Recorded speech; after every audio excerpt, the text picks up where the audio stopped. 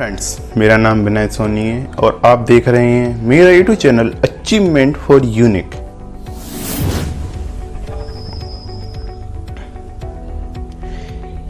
Video देखने से पहले आप हमारे YouTube चैनल को सब्सक्राइब जरूर कर लें और बराबर में आने वाली बेल आइकन को जरूर दबा दें, जिससे कि मेरी आने वाली वीडियो की नोटिफिकेशन आपको टाइम पर मिलती रहे। तो आइए हम आज की वीडियो स्टार्ट करते हैं। आज की इस वीडियो में हम विश्व स्वास्थ्य संगठन के बारे में जानेंगे। सामान्यतः विभिन्न परीक्षाओं में विश्व स्वास्थ्य संगठन या इसे संक्षेप में WHO भी कहा जाता है। WHO से संबंधित अनेक प्रकार के क्वेश्चनों को हमारी विभिन्न प्रकार की परीक्षाओं में पूछा जाता है। इस वीडियो में हम WHO से संबंधित सभी महत्वपूर्ण तथ्यों को जानेंगे। तो आइए वीडियो स्टार्ट करते हैं। सब में पहले हम WHO के बारे में सामान्य जानकारी का पता करेंगे। स्वास्थ्य क्षेत्र के लिए संयुक्त राष्ट्र की विशेष एजेंसी विश्व स्वास्थ्य संगठन वर्ल्ड हेल्थ ऑर्गेनाइजेशन संक्षेप में WHO की स्थापना वर्ष 1948 में हुई थी। इसका मुख्यालय जिनेवा स्विट्जरलैंड में स्थित है। वर्तमान में 194 देश WHO के सदस्य हैं। 150 देशों में इसके कार्यालय होने के साथ साथ इसके 6 क्षेत्रीय कार्यालय भी हैं। यह एक अंतर सरकारी संगठन है तथा सामान्यतः अपने सदस्य राष्ट्रों के स्वास्थ्य मंत्रालयों के सहयोग से कार्य करता है। WHO वैश्विक स्वास्थ्य मामलों का नेतृत्व प्रदान करते हुए स्वास्थ्य अनुसंधान संबंधी एजेंडा को आकार देता है तथा विभिन्न मानदंडों एवं मानक निर्धारित करता है। साथ ही WHO साक्ष्य आधारित नीति विकल्पों को स्पष्ट करता है, देशों की तकनीकी सहायता प्रदान करता है तथा स्वास्थ्य संबंधी रुझानों की निगरानी और मूल्यांकन करता है। WHO ने 7 अप्रैल 1948 से कार्य प्रारंभ किया, अतः वर्तमान में 7 अप्रैल को प्रति वर्ष विश्व स्वास्थ्य संगठन दिवस मनाया जाता है। अब हम लोग विश्व स्वास्थ्य संगठन या WHO के उद्देश्य एवं कार्यों के बारे में जानेंगे। अंतर्राष्ट्रीय स्वास्थ्य संबंधी कार्यों पर निर्देशित एवं समन्वय प्राधिकरण के रूप में कार्य करना। संयुक्त राष्ट्र के साथ साथ विशेष एजेंसियों, सरकारी स्वास्थ्य प्रशासन, पेशेवर समूहों और ऐसे अन्य संगठनों को जो स्वास्थ्य के क्षेत्र में अग्रणीय हैं के साथ प्रभावी सहयोग स्थापित करना एवं उन्हें बनाए रखना। सरकारों के अनुरोध पर स्वास्थ्य सेवाओं को मजबूत करने के लिए सहायता प्रदान करना। ऐसे वैज्ञानिक और पेशेवर समूहों के मध्य सहयोग को बढ़ावा देना जो स्वास्थ्य प्रगति के क्षेत्र में योगदान करते हैं। यह WHO के मुख्य उद्देश्य हैं। अब हम विश्व स्वास्थ्य संगठन WHO के किस प्रकार संचालन करता है उसके बारे में जानेंगे। WHO का संचालन निम्नलिखित संस्थानों के माध्यम से किया जाता है, जिसमें पहला संस्थान विश्व स्वास्थ्य सभा है, जिसे वर्ल्ड हेल्थ असेंबली भी कहा जाता है। विश्व स्वास्थ्य सभा सदस्य राष्ट्रों के प्रतिनिधित्व करने वाले प्रतिनिधियों से बनी होती है। प्रत्येक सदस्य का प्रतिनिधित्व 3 प्रतिनिधियों द्वारा किया जाता है, जिनमें से किसी एक को मुख्य प्रतिनिधि के रूप में नामित किया जाता है। इन प्रतिनिधियों को स्वास्थ्य के क्षेत्र में उनकी तकनीकी क्षमता के आधार पर सबसे योग्य व्यक्तियों में से चुना जाता है, क्योंकि यह सदस्य राष्ट्र के राष्ट्रीय स्वास्थ्य प्रशासन का अधिमान्य प्रतिनिधित्व करते हैं। विश्व स्वास्थ्य सभा की बैठक नियमित वार्षिक सत्र, कभी कभी विशेष सत्रों में भी आयोजित की जाती है। अब हम विश्व स्वास्थ्य सभा के कार्यों के बारे में जानेंगे। विश्व स्वास्थ्य सभा WHO की नीतियों पर आधारित विश्व स्वास्थ्य सभा WHO की नीतियों का निर्धारण करती है। यह संगठन की वित्तीय नीतियों की निगरानी करती है एवं बजट की समीक्षा तथा अनुमोदन करती है। यह WHO तथा संयुक्त राष्ट्र के मध्य होने वाले किसी भी समझौते के संदर्भ पर आर्थिक एवं सामाजिक परिषद को रिपोर्ट करता है। अब हम विश्व स्वास्थ्य संगठन के सचिवालय के बारे में जानेंगे। सचिवालय में महानिदेशक एवं ऐसे तकनीकी एवं प्रशासनिक कर्मचारी शामिल किए जाते हैं जिनकी संगठन के लिए आवश्यक माना जाता है। विश्व स्वास्थ्य सभा द्वारा निर्धारित शर्तों के अनुरूप बोर्ड द्वारा नामांकन के आधार पर विश्व स्वास्थ्य सभा महानिदेशक की नियुक्ति की जाती है। अब हम विश्व स्वास्थ्य संगठन के सदस्यता एवं सह सदस्यता के बारे में जानेंगे। संयुक्त राष्ट्र के सदस्य इन संगठन के सदस्य बन जा सकते हैं ऐसे क्षेत्र या क्षेत्रीय समूह जो अंतर्राष्ट्रीय संबंधों के संचालन के लिए जिम्मेदार नहीं है, उन्हें स्वास्थ्य सभा द्वारा सह सदस्यों के रूप में नामित किया जाता है। अब हम विश्व स्वास्थ्य संगठन के वैश्विक योगदान के बारे में जानेंगे। सब में पहले हम देशी कार्यालय या कंट्री ऑफिस के बारे में जानेंगे।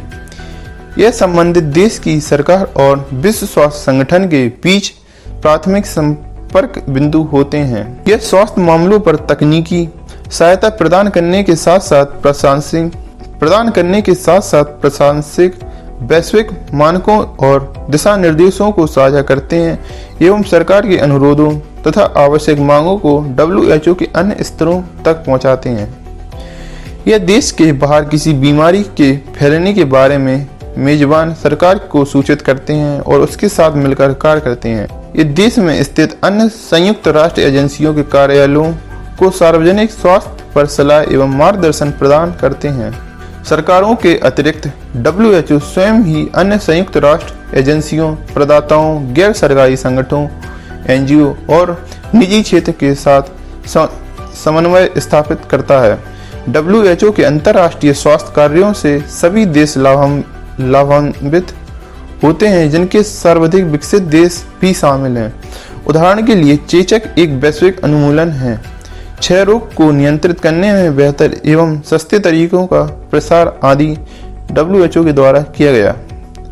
WHO का मानना है कि टीकाकरण से बचपन के 6 प्रमुख संक्रामक रोगों जैसे डिप्थीरिया, खसरा, पोलियोमाइलाइटिस, टेटनस, क्षय रोग एवं काली खांसी की रोकथाम होती है। टीकाकरण उन सभी बच्चों के लिए उपलब्ध होना चाहिए जिन्हें इनकी आवश्यकता है। WHO संयुक्त राष्ट्र बाल कोष के सहयोग से सभी बच्चों के लिए प्रभावी टीकाकरण सुनिश्चित करने हेतु एक विश्वव्यापी अभियान का नेतृत्व करता है। अब हम WHO या वर्ल्ड हेल्थ ऑर्गेनाइजेशन की ऐतिहासिक यात्रा के बारे में जानेंगे। WHO ने अपनी स्थापना से पहले दशक में वर्ष 1948 से 1958 के दौरान विकासशील देशों के लाखों लोगों को प्रभावित करने वाले विशिष्ट संक्रामक रोगों पर प्रमुखता से ध्यान केंद्रित किया। वर्ष 1958 से 1968 की अवधि में अफ्रीका में कई उपनिवेश स्वतंत्र हुई जो बाद में संगठन के सदस्य बन गए। WHO ने 1960 के दशक में विश्व रासायनिक उद्योग के साथ मिलकर कार्य किया ताकि रिवल ब्लाइंडनेस और डिस्ट्रोसोमियासिस के रोगवाहक से लड़ने के लिए एक कीटनाशक विकसित किया जा सके। बीमारियों और मृत्यु के कारणों की नाम पद्धति एवं वैश्विक मानवीकरण करना अंतर्राष्ट्रीय स्वास्थ्य संचार के WHO का महत्वपूर्ण योगदान था। WHO की स्थापना के तीसरे दशक 1968 से 1978 तक में विश्व में चेचक उन्मूलन के क्षेत्र में बड़ी सफलता प्राप्त हुई। वर्ष 1967 तक 31 देशों में चेचक स्थानिक रोग था। इससे लगभग 10 से 15 मिलियन लोग प्रभावित थे। सभी प्रभावित देशों में सार्वजनिक स्वास्थ्य कार्यकर्ताओं की टीमों द्वारा इस विषय पर काम किया गया जिसका WHO ने नेतृत्व एवं समन्वय किया। इस विशाल अभियान में वैश्विक स्तर पर बच्चों को प्रभावित करने वाले 6 रोगों को डिप्थीरिया, टेटनस, काली खांसी, खसरा, पोलियो एवं क्षय रोग के प्रति टीकाकरण BCG वैक्सीन के साथ का विस्तार। राजनीतिक कारणों से लंबे असमंजस के बाद इस अवधि में WHO ने संपूर्ण विश्व मानव प्रजनन एवं अनुसंधान एवं विकास को बढ़ावा देकर परिवार नियोजन के क्षेत्र में प्रवेश किया। मलेरिया एवं कुष्ठ रोग के नियंत्रण के लिए भी नए प्रयास किए। WHO की स्थापना के चौथे दशक 1968 से 1988 की शुरुआत में WHO और यूनिसेफ ने एक वैश्विक सम्मेलन द्वारा हुई। यह सम्मेलन सोवियत संघ के एशियाई हिस्से में स्थित एक शहर अल्मा आता में आयोजित किया गया था। अल्मा आता सम्मेलन में प्राथमिक स्वास्थ्य देखभाल, निवारक एवं उपचारात्मक उपायों के महत्व पर बल दिया गया। इस सम्मेलन के सामुदायिक भागीदारी पर बल देना, उपयुक्त तकनीकी एवं अंतर क्षेत्रीय सहयोग करना आदि विश्व स्वास्थ्य नीति के केंद्रीय स्तंभ बन गए। WHO की स्थापना के 30 वर्षों के उपरांत 134 सदस्य राष्ट्रों के समान प्रतिबद्धताओं की पुष्टि की, जो कि इसके विधेय वाक्य सभी के लिए स्वास्थ्य सन्निहित हैं। संयुक्त राष्ट्र महासभा द्वारा वर्ष 1980 में सभी के लिए सुरक्षित पेयजल एवं पर्याप्त उत्सर्जन निपटान के प्रावधान हेतु की गई अंतर्राष्ट्रीय पेयजल आपूर्ति एवं स्वच्छता दशक वर्ष 1981 से 1990 की घोषणा में WHO द्वारा संवर्धित थी। इस अवधि में प्रत्येक देश को वैश्विक बाजारों में बेचे जाने वाले हजारों ब्रांड के उत्पादों के बजाय सभी सार्वजनिक सुविधाओं के उपयोग के लिए आवश्यक दवाओं की एक सूची विकसित करने के लिए प्रोत्साहित किया गया था। ओरल रिहाइड्रेशन थेरेपी द्वारा संपूर्ण विश्व में शिशुओं में होने वाली डायरिया नामक बीमारी पर नियंत्रण एक और बड़ी सफलता थी, जो कि बहुत ही सरल सिद्धांतों पर आधारित थी। नेटवर्क वर्ष 1995 में कांगो इबोला वायरस का प्रकोप, जिससे WHO 3 महीने पर अभिज्ञ रहा, ने वैश्विक सार्वजनिक स्वास्थ्य निगरानी एवं अधिसूचना प्रणालियों की एक चौंकाने वाली कमी का खुलासा किया। अतः वर्ष 1997 में WHO ने कनाडा के साथ मिलकर global public health intelligence network को सभी जगह प्रसारित किया, जिससे संभावित महामारियों की सूचना देने के लिए प्रारंभिक चेतावनी प्रणाली के रूप में कार्य करने हेतु इंटरनेट तकनीक का लाभ उठाया। WHO ने वर्ष 2000 में global outbreak alert response network के साथ घटनाओं का विश्लेषण करने के लिए जोड़ दिया। Global outbreak alert response network ने 120 नेटवर्क एवं संस्थानों को किसी भी संकट के प्रति तीव्र कार्रवाई करने के लिए उद्देश्य से डेटा, प्रयोगशालाओं, कौशल एवं अनुभवों के साथ जोड़ दिया। अब हम WHO द्वारा किए गए अन्य महत्वपूर्ण कार्यों के बारे में जानेंगे। WHO ने कैंसर से निपटने के लिए भी अपने प्रयासों में वृद्धि की है, और जो समृद्ध राष्ट्रों की तरह भी अब विकासशील देशों में भी मौतों का कारण बन रहा है। तंबाकू पुरुषों एवं महिलाओं दोनों की होने वाली मौतों का सबसे बड़ा कारण है। इन मौतों को रोकने के लिए WHO द्वारा प्रत्येक देश में तंबाकू के सेवन को प्रतिबंधित करने के लिए प्रयास किए जा रहे हैं। एड्स की विश्वव्यापी महामारी ने इस घातक यौन संचारित वायरस के प्रसार को रोकने के लिए बढ़ते वैश्विक प्रयासों के बीच WHO के लिए एक और चुनौती पेश की। WHO HIV पीड़ितों के स्वाब परीक्षण की सुविधा पर कार्य कर रहा है, ताकि HIV पीड़ित अधिक लोगों को उनकी स्थिति का पता चल सके और वे सही उपचार प्राप्त कर सकें। अब हम विश्व स्वास्थ्य संगठन और भारत की आपसी सहयोग के बारे में जानेंगे। सब में पहले हम यह जानेंगे कि भारत WHO का सदस्य कब बना। भारत 12 जनवरी 1948 को WHO का सदस्य बना। WHO का दक्षिण पूर्व एशिया का क्षेत्रीय कार्यालय नई दिल्ली में स्थित है। भारत में WHO द्वारा किए गए स्वास्थ्य संबंधी अनेक प्रयास हैं, जो आगे हम देखेंगे। चेचक वर्ष 1967 में भारत में दर्ज किए गए एक चेचक के मामलों की कुल संख्या विश्व के कुल मामलों की लगभग 65% थी। इनमें से 26,225 मामलों में रोगी की मृत्यु हो गई। इस घटना ने भविष्य में होने वाले अथक संघर्ष को विकट वर्ष 1967 में WHO ने गहन चेचक उन्मूलन कार्यक्रम प्रारंभ किया। WHO और भारत सरकार ने संभावित प्रयास से वर्ष 1977 में चेचक का उन्मूलन किया गया। पोलियो विश्व बैंक की वित्तीय एवं तकनीकी सहायता से WHO द्वारा वर्ष 1988 में प्रारंभ की गई वैश्विक पोलियो उन्मूलन पहल के संदर्भ में भारत ने पोलियो रोग के खिलाफ मुहिम की शुरुआत की। पोलियो अभियान 2012 में भारत सरकार ने यूनिसेफ, विश्व स्वास्थ्य संगठन, bill and Melinda Gates foundation, rotary international और रोग नियंत्रण एवं रोकथाम केंद्रों की साझेदारी से 5 वर्ष में कम आयु के सभी बच्चों को पोलियो के बचाव हेतु टीका लगवाने की आवश्यकता के बारे में सार्वभौमिक जागरूकता में योगदान दिया गया। इन प्रयासों के परिणाम स्वरूप वर्ष 2014 में भारत को एंडेमिक देशों की सूची से बाहर रखा गया।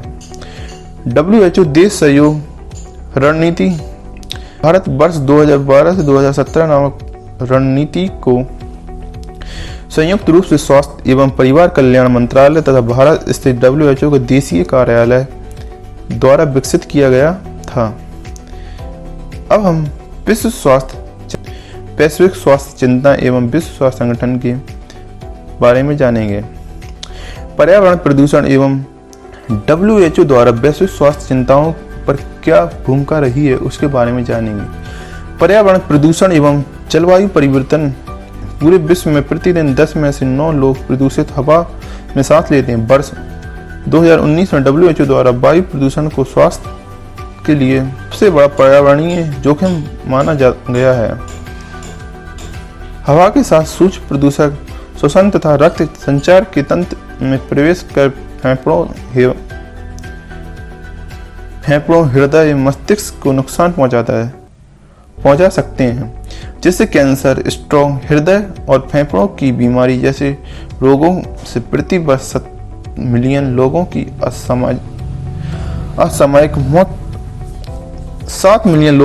असामयिक मौत हो जाती है। वायु प्रदूषण का प्राथमिक कारण जीवाश्म ईंधन जलाना भी है।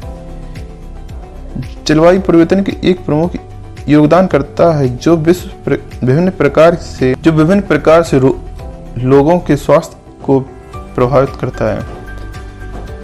वर्ष 2030 से 2050 तक के दौरान जलवायु परिवर्तन के कारण प्रति वर्ष कुपोषण, मलेरिया, डायरिया और हीट स्ट्रेस में 2.5 लाख अतिरिक्त मौतें होने की संभावना है। गैर संक्रामक रोग में भूमिका। गैर संक्रामक रोग जैसे मधुमेह, कैंसर, हृदय रोग संपूर्ण विश्व में कुल मौतों में 70% से अधिक अथवा 41 मिलियन लोगों की मृत्यु के लिए सामूहिक रूप से जिम्मेदार है। WHO के अनुसार इन रोगों में वृद्धि के 5 प्रमुख कारण हैं: तंबाकू का उपयोग, शारीरिक निष्क्रियता, शराब का अविवेकपूर्ण उपयोग, अस्वास्थ्यकर आहार एवं वायु प्रदूषण है। 15 से 19 वर्ष के बच्चों में आत्महत्या मृत्यु का दूसरा प्रमुख कारण है। वैश्विक इन्फ्लुएंजा महामारी में WHO की भूमिका। WHO महामारी के संभावित कारणों का पता लगाने के लिए इन्फ्लुएंजा वायरस के प्रसार की लगातार निगरानी कर रहा है। 114 देशों में 153 संस्थान इस वैश्विक निगरानी एवं प्रक्रिया में शामिल हैं। नाजुक एवं सुभेद्य परिस्थितियों में WHO की भूमिका। 1.6 बिलियन से अधिक लोग, वैश्विक आबादी का 22% उन स्थानों में रहते हैं जहां दीर्घकालिक संकट जैसे सूखा, अकाल, संघर्ष एवं जनसंख्या विस्थापन जैसी चुनौतियां की परिस्थितियां होती हैं तथा कमजोर स्वास्थ्य सेवाओं के कारण वे बुनियादी स्वास्थ्य सेवाओं से वंचित रह जाते हैं। रोगाणु रोधी प्रतिरोध में WHO की भूमिका। एक ऐसी समस्या है जिसमें बैक्टीरिया, परजीवी, वायरस और कवक आधुनिक दवाओं के प्रति प्रतिरोधी क्षमता उत्पन्न कर लेते हैं, जिससे विभिन्न संक्रमणों का आसानी से इलाज करने में अधिक कठिनाई होती है। संक्रमण को रोकने में असमर्थता के कारण सर्जरी एवं कीमोथेरेपी जैसी गंभीर प्रक्रियाओं को अपनाना पड़ता है। दवा प्रतिरोध लोगों को एंटीमाइक्रोबियल के अत्यधिक प्रयोग से उत्पन्न होता है। WHO द्वारा रोगाणु रोधी के विवेकपूर्ण उपयोग के प्रोत्साहन का संक्रमण को कम करने और रोगाणुरोधी प्रतिरोध से निपटने हेतु लोगों की जागरूकता एवं ज्ञान वृद्धि के लिए एक वैश्विक कार्य योजना का लागू करने पर प्रयास किया जा रहा है। इबोला एवं अन्य गंभीर रोगजनक में WHO की भूमिका। वर्ष 2018 में डेमोक्रेटिक रिपब्लिक ऑफ कॉन्गो में 1 मिलियन से अधिक जनसंख्या वाले 2 अलग-अलग शहरों में इबोला का प्रकोप देखा गया। प्रभावित प्रांतों में से एक सक्रिय संघर्ष क्षेत्र भी है। WHO का अनुसंधान एवं विकास ब्लूप्रिंट उन बीमारियों और रोगजनकों की पहचान करता है जिनके कारण सार्वजनिक स्वास्थ्य आपातकाल की स्थिति उत्पन्न होती है, परंतु उनके लिए प्रभावी उपचार तथा टीकों का अभाव होता है।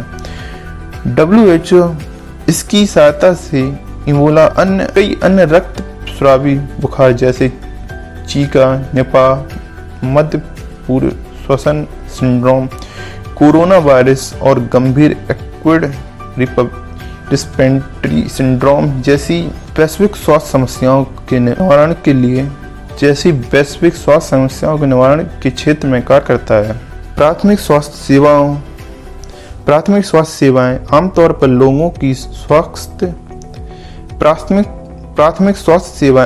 लोगों की स्वास्थ्य सेवा प्रणाली के साथ पहला संपर्क बिंदु होती है तथा सभी देशों को अपनी नागरिकों को जीवन भर व्यापक, सस्ती, सामुदायिक आर्थिक सेवाएं प्रदान करने का प्रयास करती हैं। डेंगू में WHO की भूमिका। यह एक मच्छर जनित बीमारी है जो कि फ्लू जैसी लक्षणों का कारण बनती है और गंभीर रूप से डेंगू से पीड़ित 20% लोगों में घातक और जानलेवा साबित हो सकती है, जो दशकों में से एक गंभीर चुनौती बनी हुई है। बांग्लादेश और भारत आदि देशों में वर्षा ऋतु में बहुत अधिक जनसंख्या में डेंगू के मामले सामने आते हैं।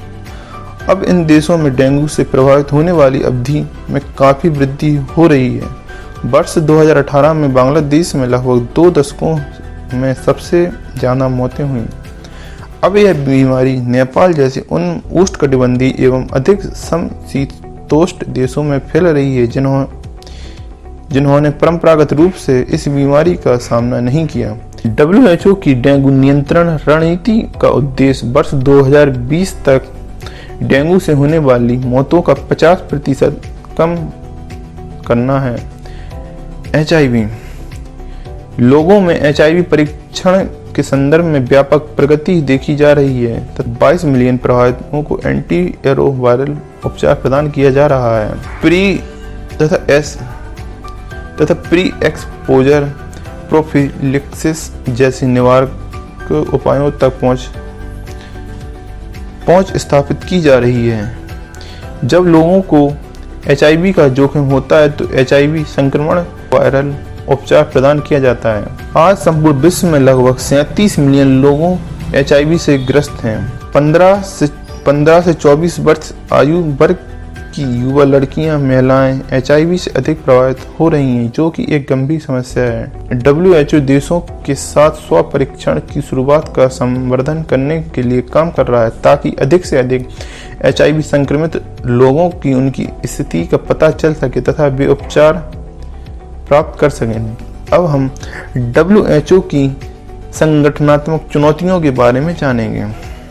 WHO देशों की सुरक्षित वित्त पोषण के बजाय मुख्य रूप से समृद्ध देशों एवं bill and Melinda Gates foundation जैसी संस्थाओं द्वारा प्रदत्त फंड पर निर्भर है। परिणाम स्वरूप वर्तमान में WHO का 80% वित्त उन कार्यक्रमों से संबंधित है जिन्हें फंड देने वालों द्वारा चुना जाता है। WHO ने महत्वपूर्ण कार्यक्रम अल्प वित्त पोषित क्योंकि इन कार्यक्रमों को निर्धारण करने में फंड देने वाली संस्थाओं एवं समृद्ध विकसित देशों की बीच हितों का टकराव होता है। नतीजन वैश्विक स्वास्थ्य क्षेत्र में एक प्रतिनिधि के रूप में WHO की भूमिका अंतर सरकारी निकाय और बड़े प्रतिष्ठानों द्वारा प्रतिस्थापित कर दिया जा गया है। वर्ष 2014 में पश्चिम अफ्रीका में फैली इबोला महामारी को खत्म करने के इसके पर्याप्त प्रदर्शन के बाद संगठन की प्रभावकारिता सवालों से घेरे में आ गई है। WHO की अपर्याप्त वित्त पोषण योजना, कर्मचारी एवं पदाधिकारियों की कमी भी इसकी एक प्रमुख चुनौती है। अगर फ्रेंड्स आपको मेरी वीडियो अच्छी लगी हो तो वीडियो को लाइक करें, वीडियो से रिलेटेड कोई भी क्वेश्चन हो तो नीचे कमेंट करें, साथ ही मेरे यूट्यूब चैनल को सब्सक्राइब करें और मेरी वीडियो को शेयर करें। Thank you for watching my video.